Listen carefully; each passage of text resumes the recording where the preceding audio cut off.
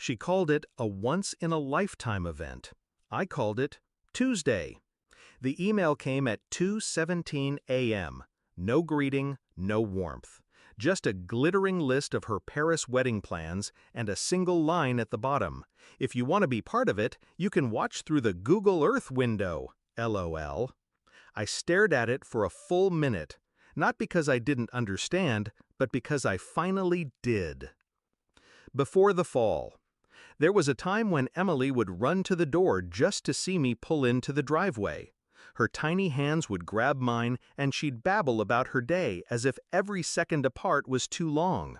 Then came Mark, my ex-husband, and then Christine, the cool stepmom who handed her champagne at 16 and called it bonding. I was the one paying for private school, car insurance, and later, the Paris Wedding Fund. But somewhere along the way, I stopped being her home base and started being the backup option. The first crack. It wasn't the wedding that told me I'd been replaced.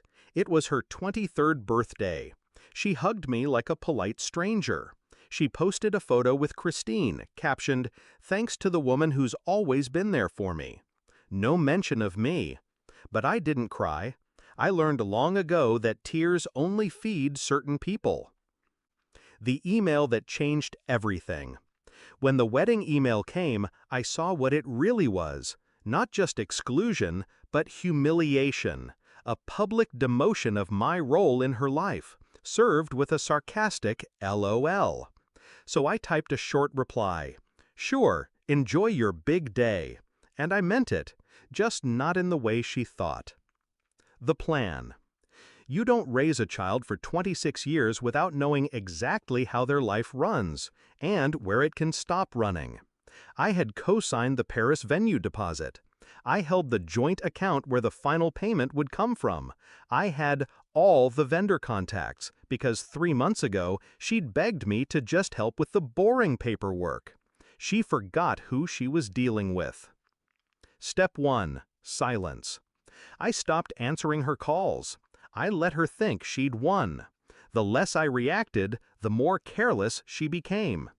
Emails about menu tastings and dress fittings still came my way. She didn't realize every update was ammunition. Step 2. The switch. 3 weeks before the wedding, I redirected the final venue payment to my account. Breach of contract? Sure, but the contract was in my name. That meant the venue would be free to rebook the date unless payment cleared. I called the venue manager, charming, apologetic. "Family emergency," I said. "We can't go through with it. Please refund the deposit." They agreed.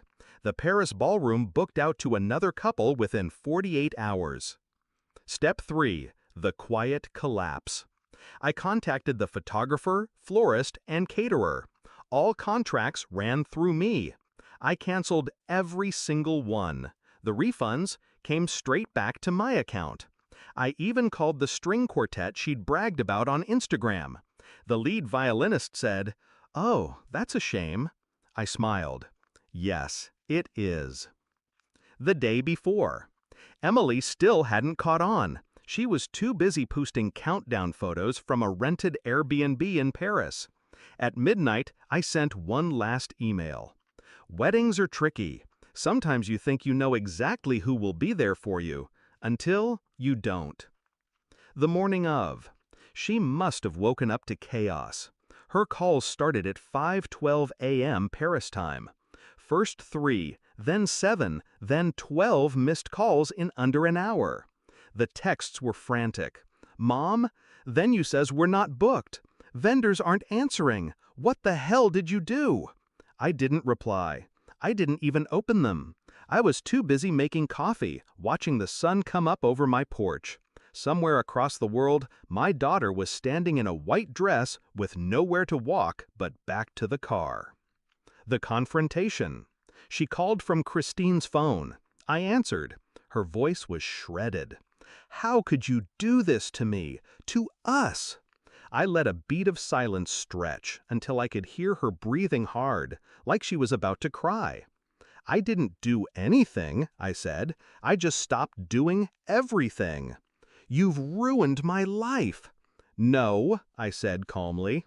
"I gave you a lesson you'll never forget. You don't humiliate the person holding the floor beneath your feet."